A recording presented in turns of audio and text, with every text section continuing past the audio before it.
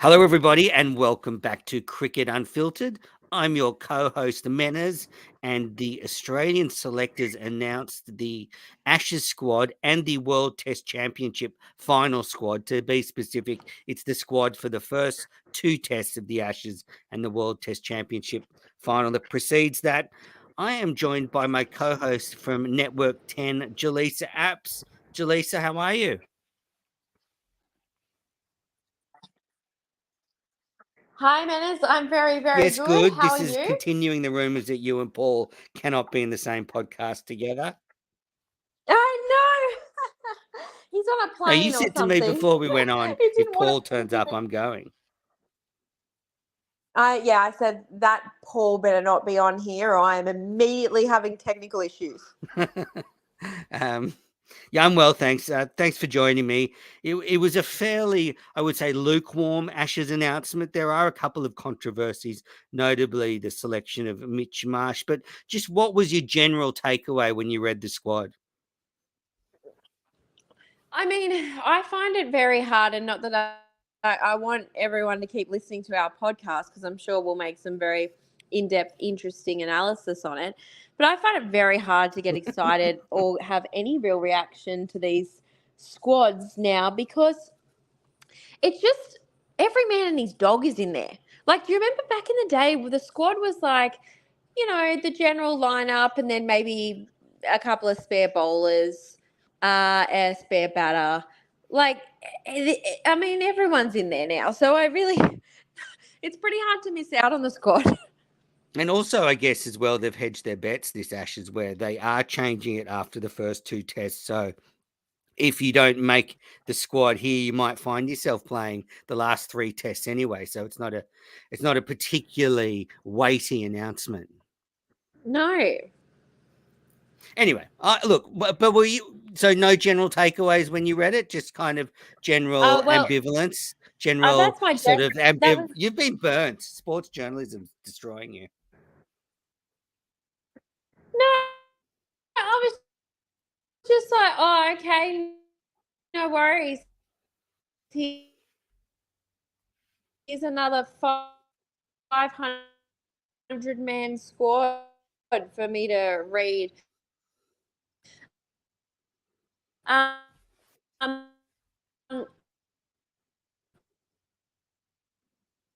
just losing you actually for a sec. okay, there was Bancroft. No, he was the one. I mean, the funniest. Oh, I'm just gonna have you. Can you just go out and come back in again?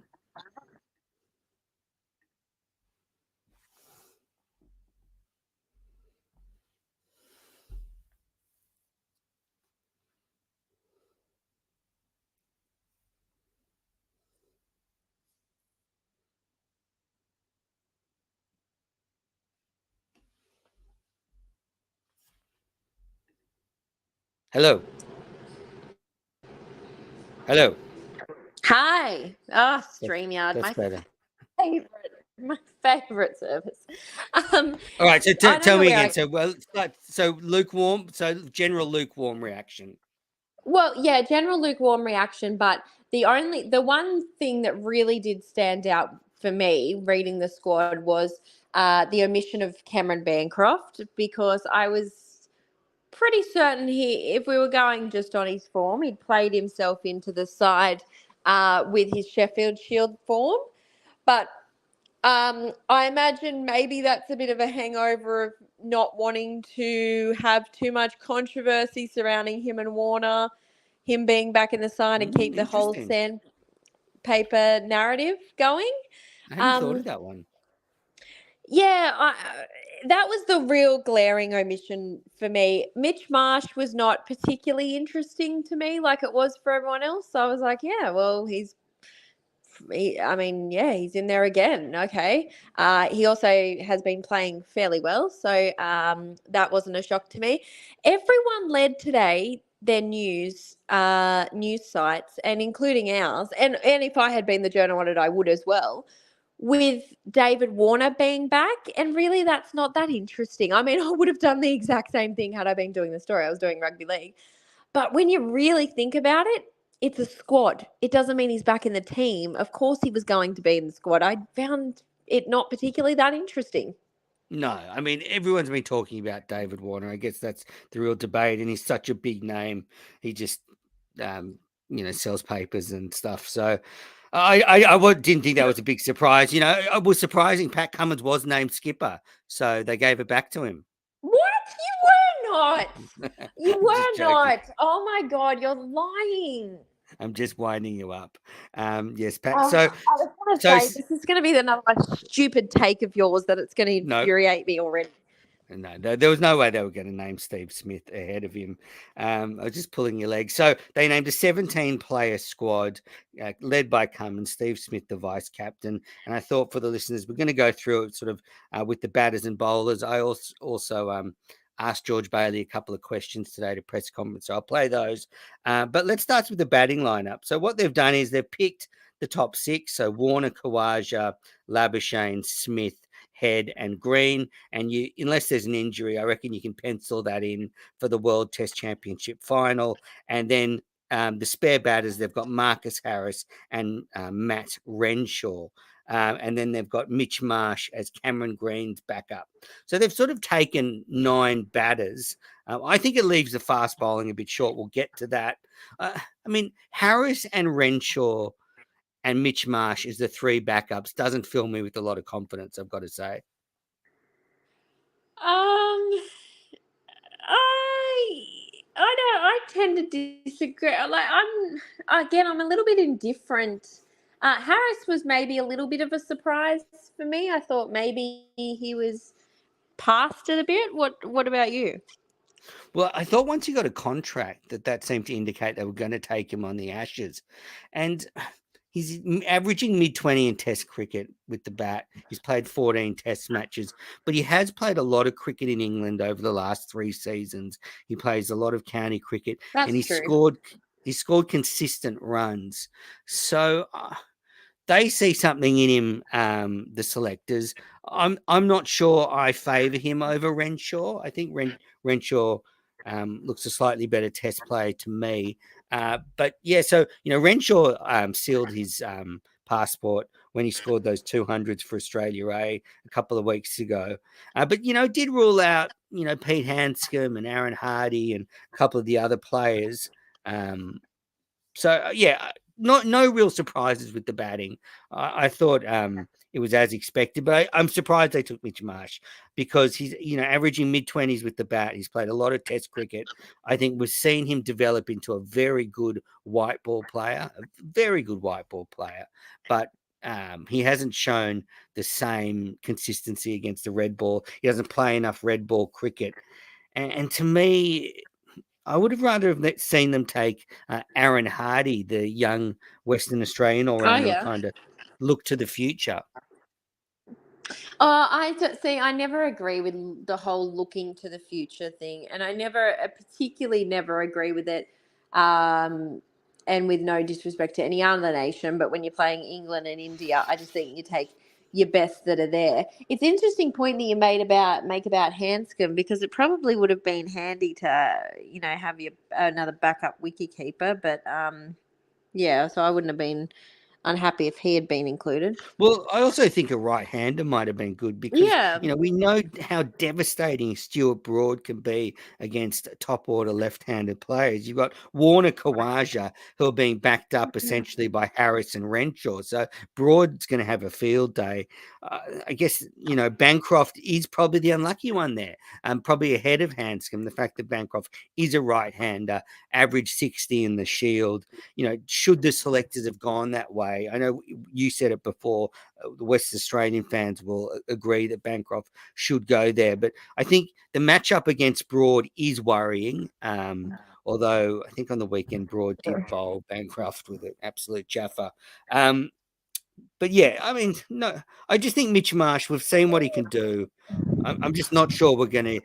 If he was walking out to bat and the ball seaming around, I'm just not sure I'd be very confident. Okay. All right, so that's the batting lineup, But I think you can pretty much pencil in that top six I said before. But then I reckon all bets are off for the first Ashes Test. If David Warner fails against India in the World Test Championship final, I think there's a real chance he doesn't start that first Ashes Test. I disagree. I think just against England, they would at least give him that first test. Okay, you think they'll give him a couple of tests? Well, yeah, against England, yeah, I do. Okay, because I don't know. Reading between the lines, Bailey didn't seem too committal in the press conference today to that. Sure, I know he's not going to, give you the Ashes team now, but yeah, I think they're really wary of, I don't know, throwing Warner out there if he's not in form. I mean, we saw him average under 10 last tour. It's very concerning. I disagree. I think there's a pattern. I mean, I wasn't on Bailey's Zoom on the press conference, so I don't know what he said. But I also feel like he's also not going to he's not going to reveal, the lineup because he doesn't know at this point. But I don't think Warner. I think they would err on the side of holding on to putting Warner out there too long over pulling him too early because that has just been a pattern in Australian cricket. I mean, you're right. If you go by the way they've treated Finch and other senior players in the past, they will give him as much opportunity as possible.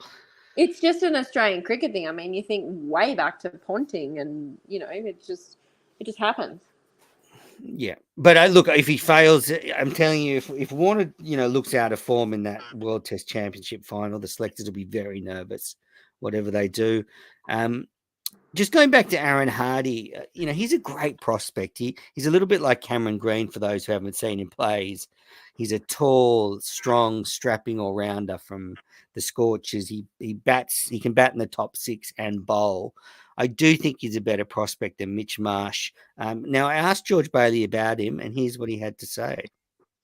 Yeah, we're really excited. I think Hards is another one who he's had another really good year, first class year, and performed really well on the Australia A Tour. Great to see him get 100 there. Had the opportunity to captain one of the games as well, which was fantastic.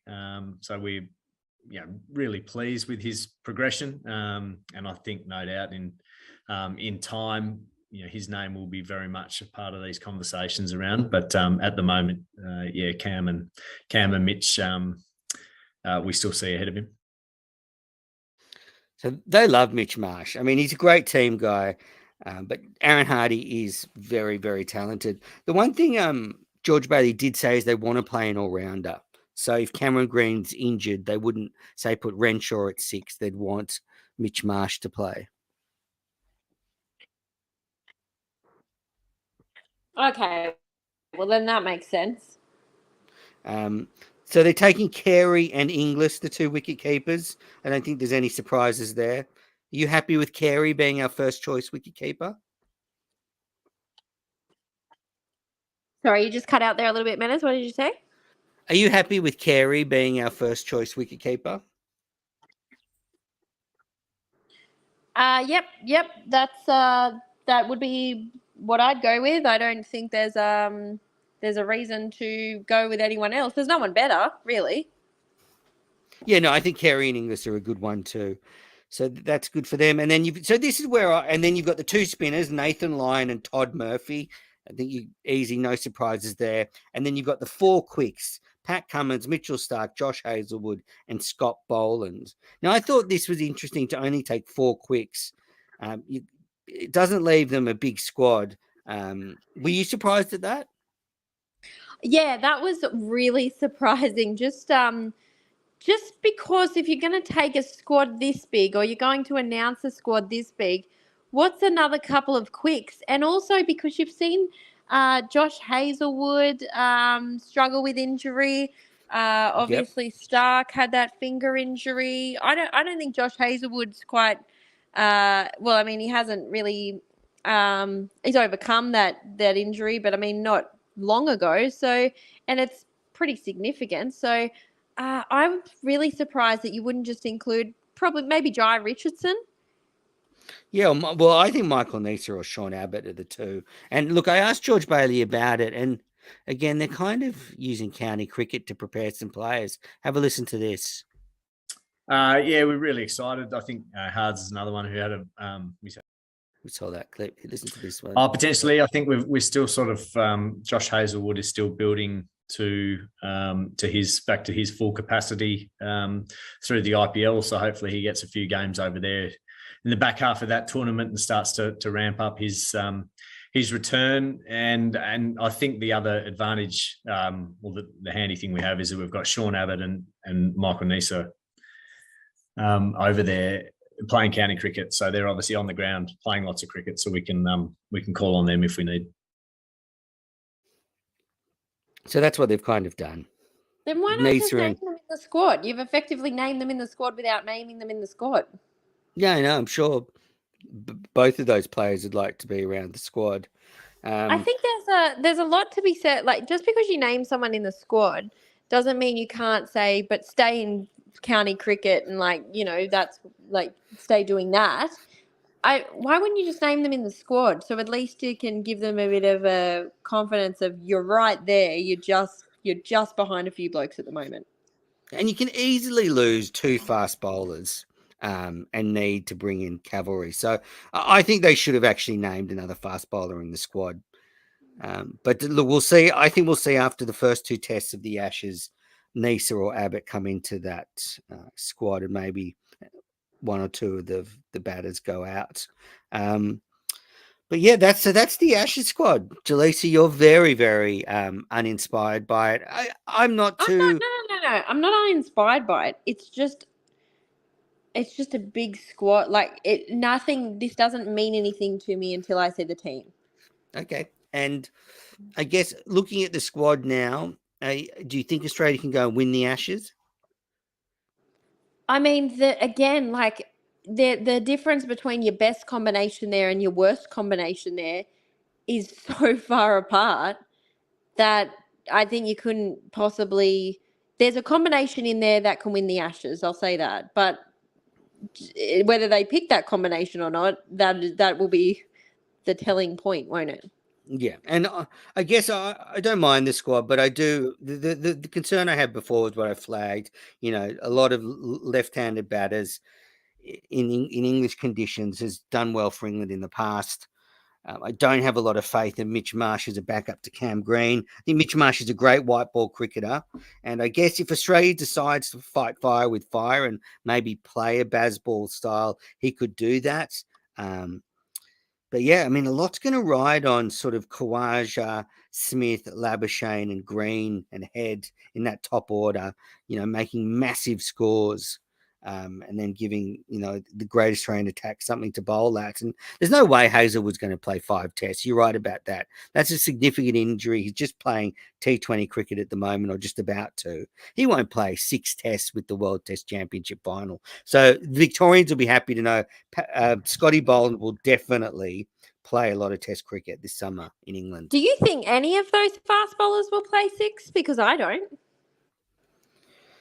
I think physically Cummins and Stark could. I do. I think they've got the capacity to, but whether they can or whether they'll be able to just depends on, I guess, how long the Test matches go for and stuff. It's a pretty tight turnaround between that second and third test. Well, we've got some questions here. Naman Garg, as an Aussie fans, if you were given only one option of the World Test Championship or the Ashes in England, which would you choose? A delicious question. What would you choose, Jelisa? Oh, hands down, obviously, in Ashes. I don't think anyone would pick a World Test Championship. And maybe in years to come it'll mean more, but right now it doesn't have... I like the fact that it's given Test cricket another point of interest, but right now it doesn't have the same feeling behind it, does it? No, and also the fact that Australia hasn't won a series in England since 2001. That's just a stain on Australia's cricket record. So... Absolutely, I'm with you. Both would be nice. I'm expecting a draw on Ashes, actually. That's my early gut feeling. All right, Brewer 74. Some more runs from Carey would be good. It could be destructive with Green down the order. I agree with that. I think Carey would like some more runs. He's been slightly inconsistent, but he's shown a lot. Inglis, though, is the goods. Amit, Pat Cummins' captaincy will be exposed in the World Test Championship final and Ashes, with Australia losing both. Is this your burner account? No, it's not my burner account. So all jokes aside, you know how much I like Pat Cummins. This is just, he's a great guy, a great leader. But I mean, just quite seriously, did you see something in Smith in the end of that Indian series that you didn't see when he had the captaincy before? And do you think he's a better captain than Pat Cummins? No, I don't think he's a better captaincy is a lot more than just on the field. So no, do I think? I mean, Steve Smith off the field in terms of media performance was terrible. Like he's never terrible. He never said anything overtly bad, but he was never overly interesting or or particularly seemed like he even liked talking to the media. And that's a lot of part of captaincy as well. It's far more than just what happens on the field. And I don't think Pat Cummins is ever above asking Steve Smith, hey, mate, what do you think I should do? I think he would do that. So I don't think I don't think Steve Smith, you've got to let it go. I'm sick of it. I'm not. I'm asking you a question. I'm so sick of it. Yeah, but you've asked me every damn podcast. Yeah, but since like halfway through the Indian tour, like you go online now and there's like, probably thousands of articles about Smith's captaincy at the end of that. So I'm ahead of the narrative. I was ahead of the story. That was 3 months ago. Yeah, and I was talking about it 6 months ago. So what I'm saying is, though, you think Pat Cummins is a good captain? I think he's a good captain in seaming conditions. I think Smith showed his superior nous in spinning conditions. But yes, so I mean that's the Aussie squad. You also have to remember, and I hate holding Smith accountable to this, but he did end up failing as a captain. Like, unfortunately, that legacy will never go away. So you can't keep that. And I 100% think he should captain as many games as we need him to, but doesn't mean that I think he should be preferred over Pat Cummins. I think. I wish I miss Paul. No, you don't. Well, maybe you two should sort out your little shenanigans. But look, I don't want to go. I think they're both doing a great job. I think the Smith Cummins era is a good one. It's so sort of against the way Australian captaincy's been in the past, where as you said before, 6 tests. Maybe Cummins can't play all 6 tests. Maybe he plays 4 of the 6, and Smith, is captain a third of those. So yeah, I don't think that he will play all of them. If I was betting, I would say I don't think any of those fast bowlers are going to play all of them, particularly if they will go the length, which I imagine they would. So. But I don't understand why that comes into debate of whether who's a better captain. Well, who cares? Well, because it's important. Because winning matters. Captaincy matters. Yeah, but they're much to muchness. Like, I don't. Well, now you sounded like Paul. What?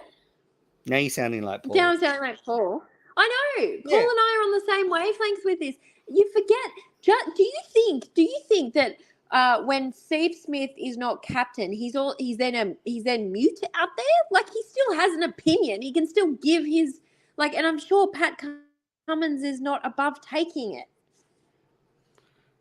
I agree, but there's something different about. When are you going to bring up Justin Langer? Come on. Well, you brought him up. You and Paul just cannot get him out of your head. Yeah, it's crazy. Anyway, well, okay, so let's just wrap this up because let's wrap it up. Let's wrap this up. So the 3 selectors, George Bailey, Tony Dodemaide, and Andrew McDonald from this squad. So, the top 6, then they've gone Mitch Marsh, Renshaw, Harris, no surprise with the bowling, Todd Murphy, the backup spinner. Do you give them a pass mark? Yes, absolutely. Yes. Okay. Great. No other aside from Bancroft, which I feel like was a decision not based on form. Then I give a pass mark. All right. I guess I'm still a bit unsure about the Mitch Marsh thing. I think if you're going to take another batter, it probably should have been Bancroft there. I know they want to back up for Green, but geez, I just go back to what I said before. I think the England bowlers will be looking at this squad going, "Yep, we can win against this Aussie batting lineup." I really do. So that's Did my anyone concern. ask the Bancroft question? Did anyone in Yes, that presser today? Did yes, anyone ask about Bancroft, and what was his yes. So response? so his response was he was close, but basically. Renshaw and Harris are ahead of Bancroft and Hanscom at the moment, and that he really likes what Bancroft's done. And there's, going to be Test cricket next summer and the summer after that, and Bancroft will be definitely in their considerations for that. And I think alluding to the fact that Khawaja and Warner are both not going to be around for much longer. Yeah, But that's it's all he said. a bizarre decision. I mean, to say then, okay, well he'll be the summer after that or the whatever after that. So what? When Warner retires, or what? Like what is the point there? What is the point of that answer? I'm really confused by that. I think he was just trying to be nice. He actually said, George Bailey is such a nice guy. I think he said a few things, and then when he was questioned on it, he just went back to, well, Renshaw and Harris are ahead of Bancroft and Hanscom. So will we see? Look, let's see. Why do you think Bancroft wasn't picked? For some reason, they're really keen on Harris because giving him the contract was very. Look, I know one thing that George Bailey said that he wanted to instill when he took over as chief selector was he wanted to sort of make pecking orders actually mean something, and that so Harris has worked really hard, and he was the spare batsman for a lot of last summer and the summer before. And when he's gone back to play domestic cricket, he scored a lot of runs. So Bailey's thinking is, well, what has Harris done to be knocked down the pecking order? So that's why Harris has maintained his spot. And I do like that kind of consistency. I don't know sort of where Renshaw fits into that as opposed to Bancroft. I guess those Australia A performances are probably ahead of the Shield got him over the line. I can't, just given Bancroft's form in Shield, I can't help but speculate that there was an avoidance of an uncomfortable narrative. Maybe. I wouldn't be surprised. I find Bancroft, which I'm not saying is a bad decision, by the way. If you're trying to eliminate any possible distractions or pressure on the side, I'm not saying that that's a bad decision. But I find I can't help but but wonder. isn't that bloody unfair though? Well, because Smith and Warner are playing. Yeah, it would be unfair, 100%. Some would say he made his bed, but it would be unfair. It would be really unfair if you can't play yourself back into a test side because of that. But another way of looking at it, well, is it unfair to all those other players who had nothing to do with it and then will be asked about it, and then it would just create this whole other pressure, and maybe you just had to protect them. I mean, but I can't help that maybe part of that had to have played into it. Yeah, I'm not sure about that. I don't. I think if anything, they want to get him back in, and Cricket Australia would love the redemption story. Can you imagine Bancroft scoring 100, a Test 100? But then how uncomfortable story is it if Warner's maybe not back to form in the first, and then there's this kind of shootout for the position between him and Bancroft? How uncomfortable is that? Maybe. I don't know. So do you really think that stuff still lingers on between them? Absolutely. Not necessarily between them, but in terms of the media writing about it, in terms of the speculation, the interest, the social media going wild for it, of course it lingers on. Can you imagine if that happened? Imagine if they had to compete for a position. These two players that were involved in the arguably the second biggest or the biggest incident in Australian cricket, and this is how that narrative's come around. In the middle of trying to win a Test series, Ashes series, it's probably a lot of pressure on that whole side. I can't help but think that part of you would want to avoid that if you were a selector. Maybe. I'm not. Look, I just find Bancroft very disappointing to look at, to watch bat. He's so boring. So I'm not. I'm not disappointed he's not picked. But I don't know if I mean, if there's sort of a lingering dynamic that they're trying to avoid. Like maybe it is cleaner if Bancroft comes into the team when Warner retires, and there's, as you say, there's no sort of crossover, because those are the two at the center of the scandal. Smith was on the periphery. Yeah. All right. Well, But and anything else? remember there was that. Go on. Remember, there's still been like interviews. I think it was in 2021 he made that interview. He did there was another interview and it sort of brought it all up again, wasn't there? Yes, and he kind Like of he insinuated that maybe other people knew, and then he said it was sort of taken out of context. Yeah, And so it lingers years later. And look, I will say Cameron Bancroft, and this is no offense, he's a lovely guy. He's not good behind a microphone. So obviously you throw him into international cricket, you're right. They'll be asking him all sorts of questions, and who knows what he'll say. I mean, but I don't know. There's a part of me that thinks just he deserves another shot. Just he's scored enough runs. He's done it for long enough. Eventually, you were just saying you agreed with the decision, and he's boring. Oh no, but I think it's like part of me, like for the story, like for this guy who made one mistake. I know he brought it on himself, but I guess if he could have even just a short, successful Test career, and that not be just remembered for the guy that took a piece of sandpaper onto a ground in South Africa. For sure. I hope one day he does come back. I mean, I know you think I'm a real prick, Jelisa, but there's like a really little part of me that's actually quite nice. It's very small, but it's there. Oh no, I know you're like a that lolly, what's it called? It's like orange on the outside and then you crack it and it's all soft on the inside. That's like you. Some fat. Anyway, so Jelisa, thank you. Look, I think that's it for the Ashes squad. We've wrapped it up. We're both lukewarm about it. My early prediction is I think it's going to be a drawn series. I think Australia will retain the Ashes. It'll be 2-2, and I think that's my early look. And we'll win we'll smash India in the World Test Championship final. We're absolutely going to annihilate them. They'll all be so tired from playing in the IPL. They'll come over. We'll win in 3 days. It'll be an absolute shellacking. So I think Australia's going to win the World Test Championship final and come home with the Ashes. And I've got to say, I'd take that. If you offered to me that right now, I'd take it. Would you take that scenario, Jelisa? You win the World Test Championship, you draw the Test series against England, and keep the urn. No. Okay, I like it. You want the Ashes. You want a 4-0 series win. Yep. Do you remember 2001? How old were you? Or roughly, 10. Okay. So do you remember Australia ever winning in England?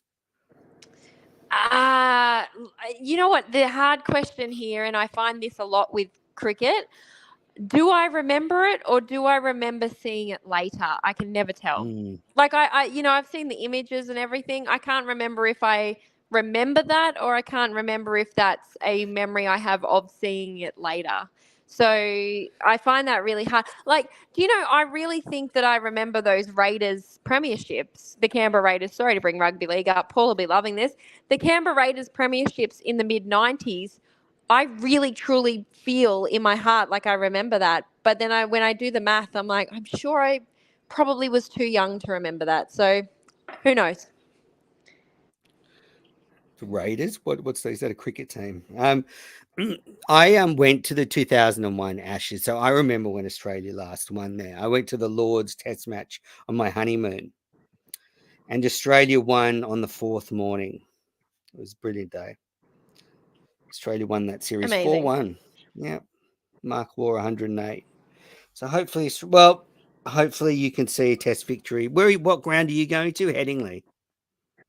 Headingley day 1, so that's the third test, and no doubt it will rain. Yeah, okay. Good luck. There's some great bars around Headingley, so if it does rain, you'll have a good time anyway.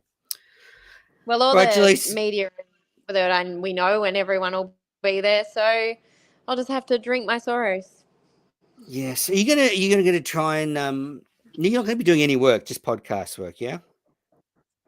Am I doing podcast work? Okay. Yeah, only work if they really need me, but this is a holiday. Okay, good. All right, Jelisa. Well, thanks for wrapping up the Ashes squad. We'll catch up soon. Thank you.